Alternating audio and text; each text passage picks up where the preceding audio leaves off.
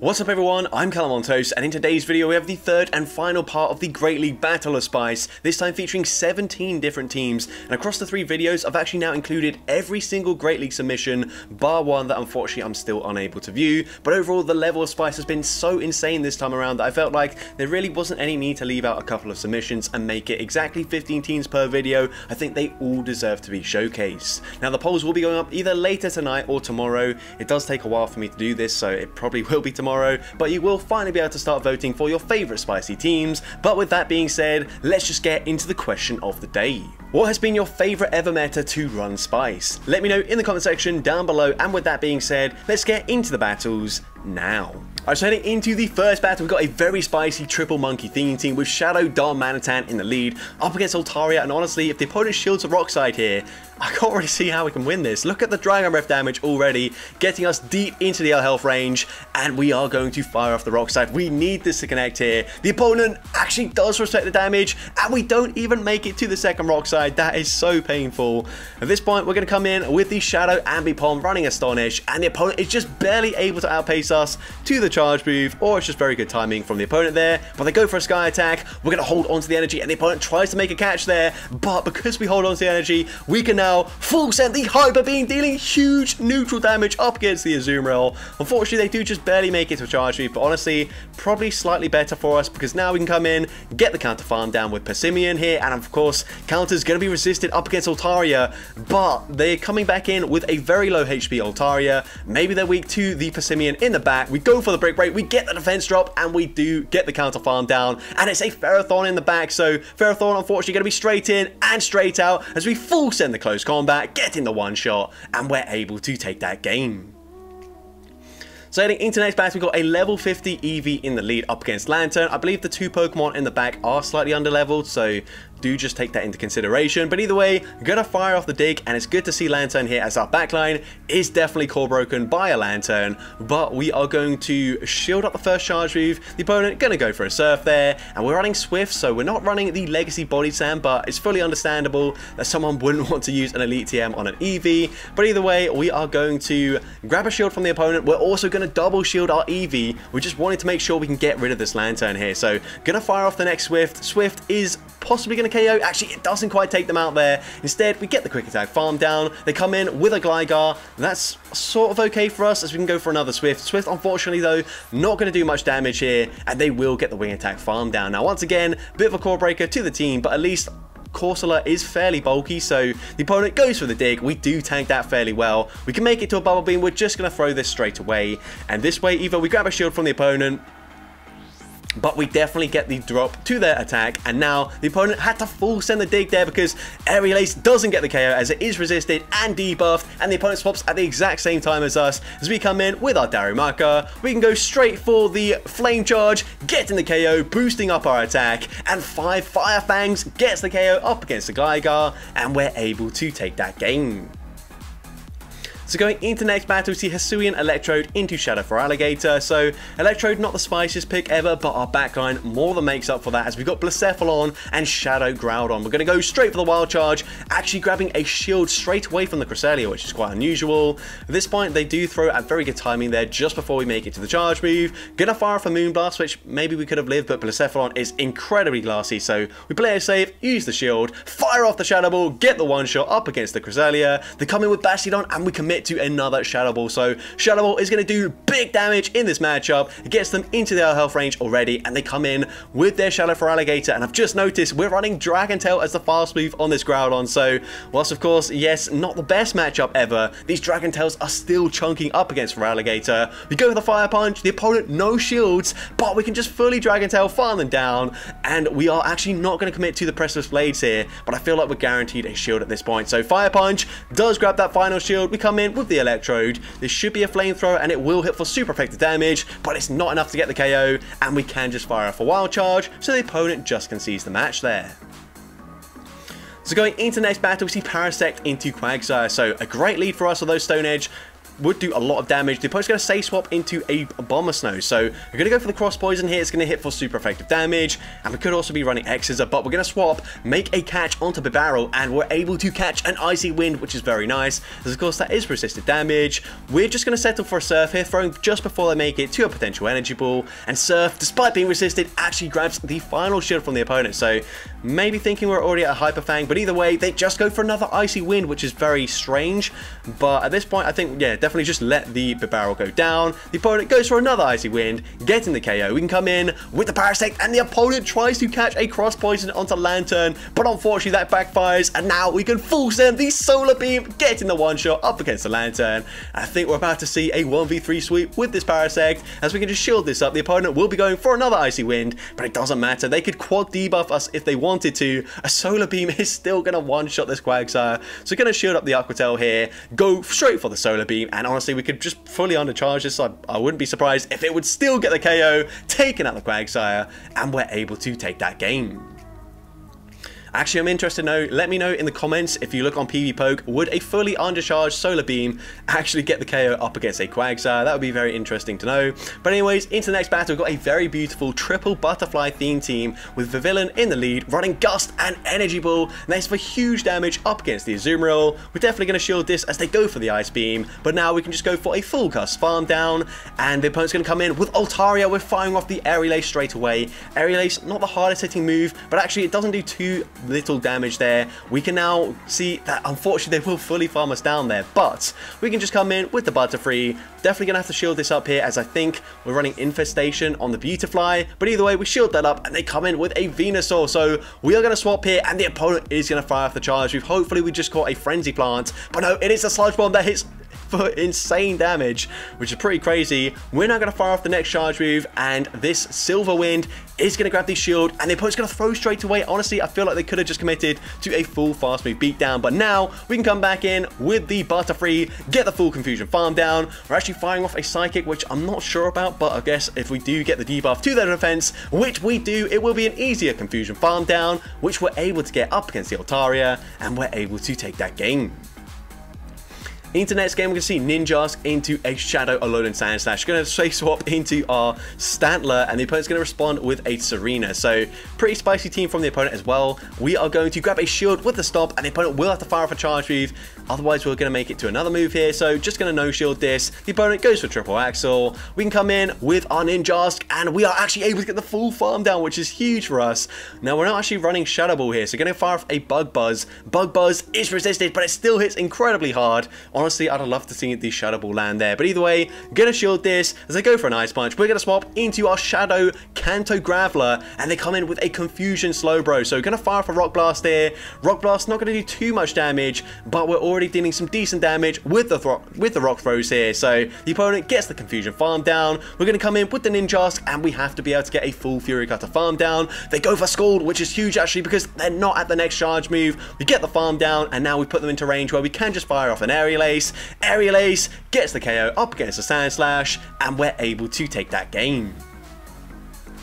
Into next game, we're going to lead with a Poipole into a Lantern. So unfortunately, Poipole, unlike its evolution, is not part Dragon, so we're not resisting any of these moves here, but still going to fire off the Sludge Bomb, and Sludge Bomb is going to be no-shielded by the opponent, which is great.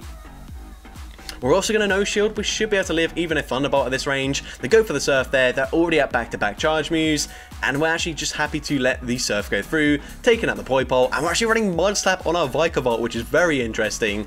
I wonder if the opponent has noticed this already, so let's see what the opponent wants to do. They're going to come in with a Venusaur, and honestly, Mud Slap is going to be slightly better for us as it is neutral damage, whilst of course the Volt Switches would be resisted, although the energy generation is pretty poor. So we're going to shield this up here as the opponent goes for the Frenzy Plant, and they are going to stay in with the Venusaur. So at this point, getting fire off for Foul Play. Foul Play should either grab a shield or just take them out, and we're going to grab a shield. So at this point, I agree with this, probably just shield, and hopefully we can just go for a full Psycho Cut farm down, but instead they're going to swap into Dragalge, and this is absolutely fine. We can go for the Foul Play here, which is one away from the next Foul Play. The first one goes unshielded, the next one will be grabbing the final shield most likely. And it does grab that final shield, but the opponent going to commit to a full farm down, and they don't get there in time. We make it to yet another Foul Play. Foul Play gets the KO. We're going to swap instantly into Vikavolt, get the Mud Slap farm down, and we're able to take that game. Into next battle, we're going to see a Shadow Golduck into Unova and Stunfisk, so not great for us. We've got 2 grass types in the back though, so definitely going to swap, and the opponent makes a pretty nice catch here, but they're going to swap into a Charm Alola Ninetales, so clearly don't have the best response to an Ivysaur Save Swap. I mean, you probably wouldn't do, but I guess Venusaur, you would have a pretty good response there, so you might not specifically cover for an Ivysaur, but Venusaur is still reasonably common enough. But anyways, we are going to get the Vine Whip farm down. I do agree with shielding there because we can just go for a full farm down. They didn't have a great response, and now they come in with a Dugong, so going to go fire off another Power Whip here. Power Whip number 2, probably going to grab the final shield from the opponent, and it does grab that final shield. They get the farm down, but that's absolutely okay. We can come in with the Shadow Golduck, just let this move go through, and the opponent going to go for an Icy Wind bait, which is absolutely fine. We're now going to swap into a shiny Shadow Shift Tree. And at this point, I think all we have to do here is just farm up to back-to-back charge moves, and this should be a very comfortable game. But no, actually, never mind. We're going to fire off the Leaf Blade immediately. I'm not sure about that because now, unfortunately, they will make it to a charge move. They're going to debuff us as well. So at this point, we're actually going to no-shield this. Just leave it all up to the Shadow Golduck, and I guess this also works. We can go for a Confusion, go for the Cross Chop here. Cross Chop, going to deal big damage. It doesn't quite get the KO, but we're able to get the Confusion farm down to take up the Dugong and take that game. Into next battle, we've got a triple rock theme team here with Lunatone in the lead, running Confusion up against Girafarig, which is also running Confusion, and we're able to make it to a Rock Slide just before they make it to a potential Trailblaze. Rock Slide grabs the shield. I feel like we probably should just be shielding this up here, but we're going to no shield, and it is the Trailblaze. They ramp up their damage, and speaking of ramping, we've got Rampardos, and it just gets absolutely annihilated, and unfortunately had a Talonflame in the back as well. That would have been so satisfying to see those smackdowns up against Talonflame, but either way, it looks like Kabutops is going to have to go and sweep this game here. He's going to go for a Water Pulse. Water Pulse grabs the final shield, and we are not going to throw straight away. Instead, we're going to overfarm here, going to shield up the Hydro Can, gonna overfarm as much as we possibly can, farming up to 100 energy, firing off the Stone Edge. Stone Edge will of course get the KO, and of course when they come back in with the Talonflame, a Stone Edge gonna hit for double super effective damage. This will easily one-shot the Kentucky Fried Chicken Bird of Death, as Jamie Finn likes to call it, and we're able to take that game.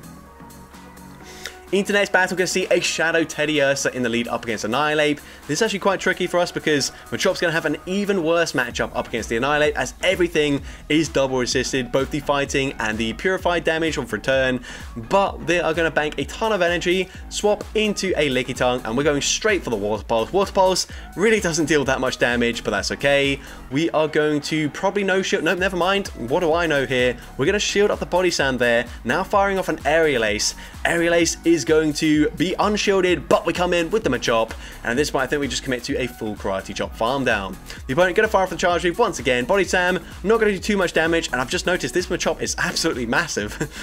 That looks really weird on the screen.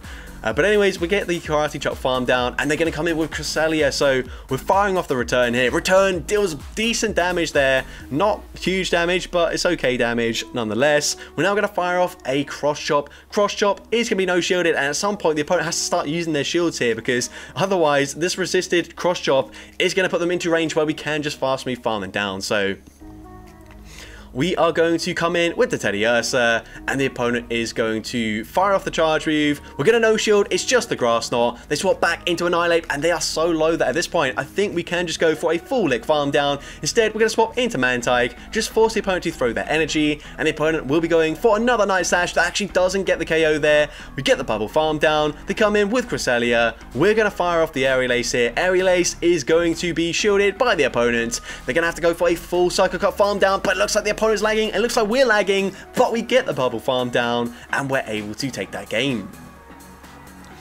Internet's going to see Walrein in the lead up against our Probopass, and we are running Rock Throw, so dealing big damage here.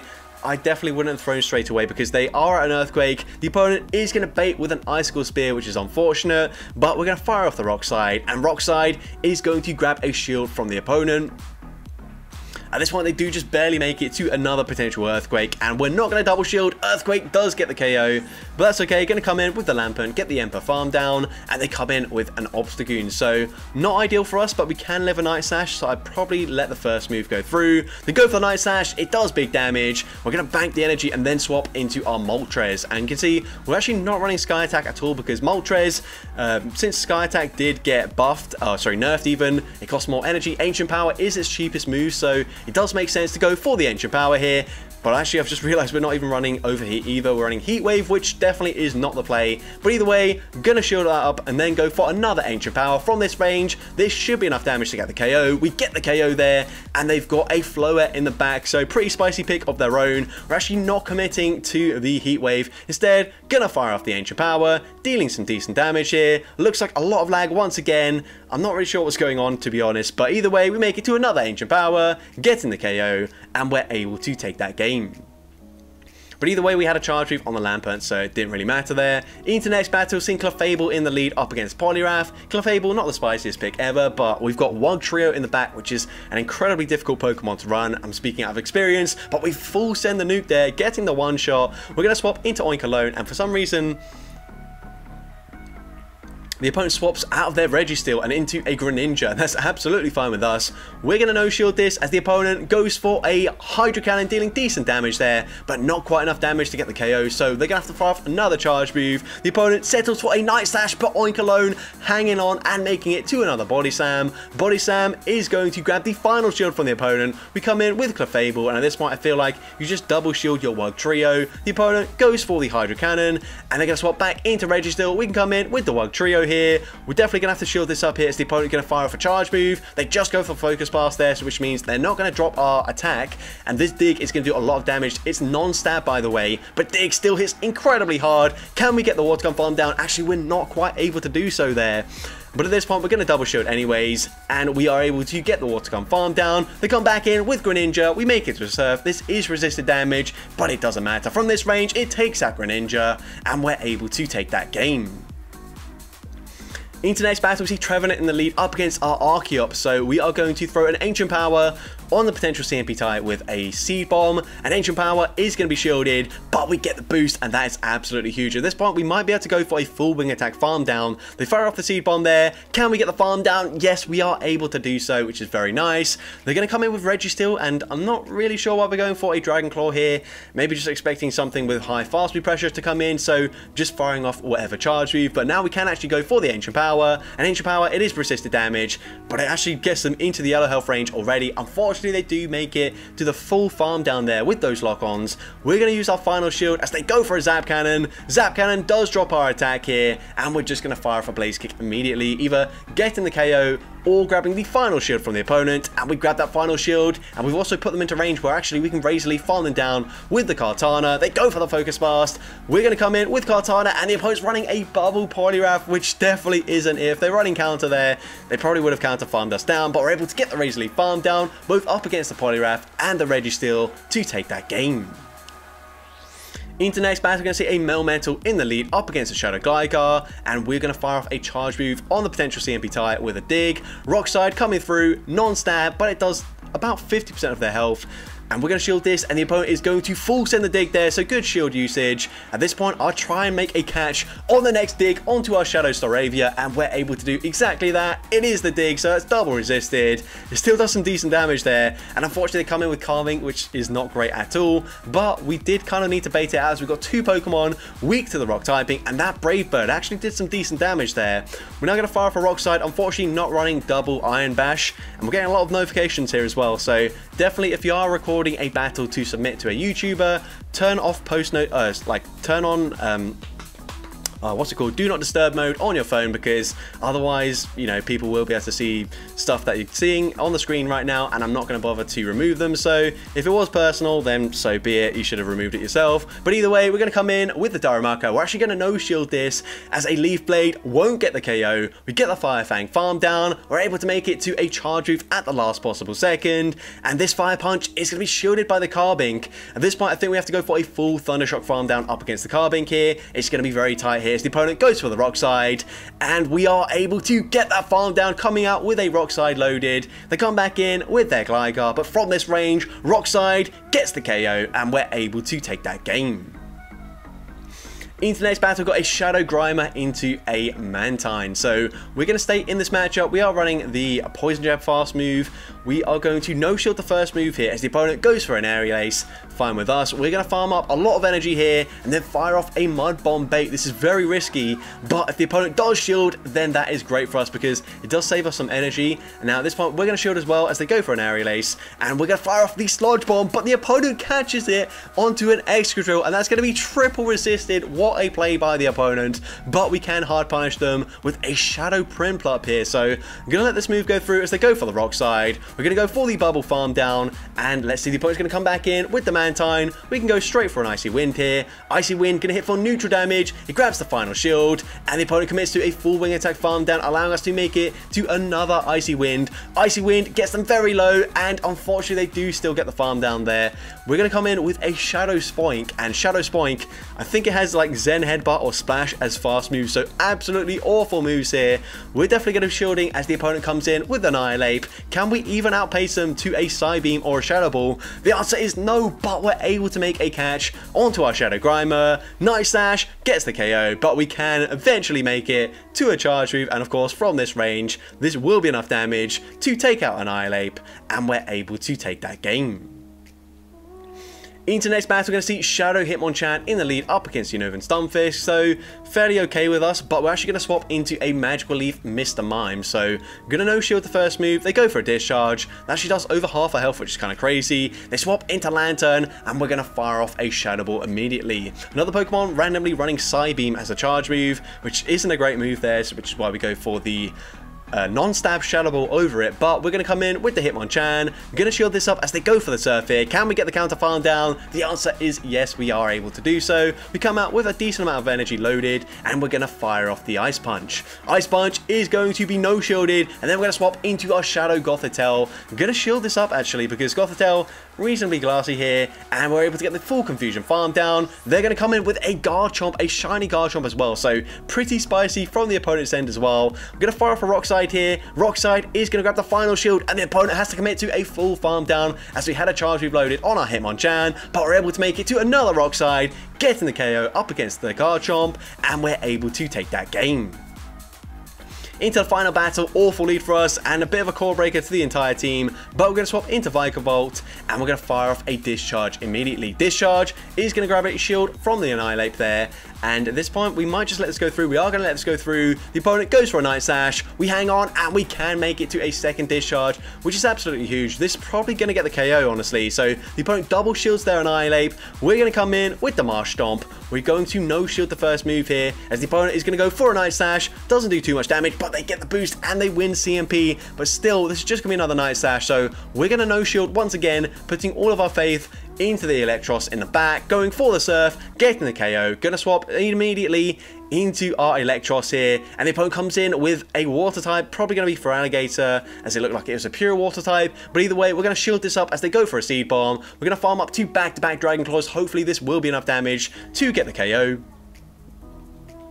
First Dragon Claw, it definitely looks like a second Dragon Claw will KO here. And then, of course, we have the super effective Volt Switches. We've only got Dragon Claw to throw, but that doesn't really matter at this point. Gonna fire off the Dragon Claw straight away. Dragon Claw gonna do some decent damage. It will put them into farm down range, and we're able to take up the Feraligatr to take that game. So that's going to be it for today's video. If you did enjoy it, please make sure you leave a like, leave a comment letting me know, and as well, don't forget to respond to the question of the day if you haven't done so already. And if you want to see more content like this in the future, make sure you hit that subscribe button and turn on post notifications. That way you'll be notified whenever I upload a new video. And if you want to take your support even further, you can now become a channel member with perks including early access to new videos, shoutouts at the end of each video, custom loyalty badges, and custom emojis to use in the comments. I want to say a massive thank you to everyone that has already become a channel member. Your support is greatly appreciated, and with that being said, thank you all so much for watching today's video, and I hope you have a great rest of your day.